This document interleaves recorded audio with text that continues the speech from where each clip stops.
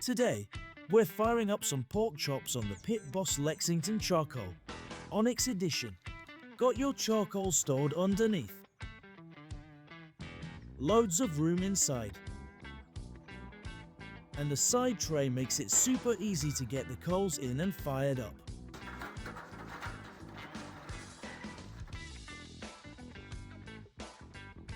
For this one, we're keeping it nice and simple.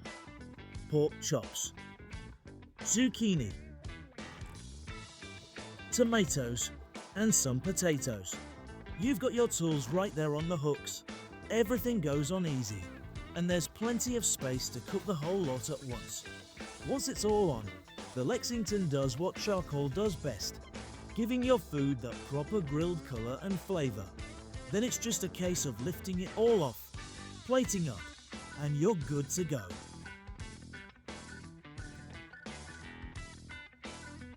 Simple, good looking, and easy to cook on.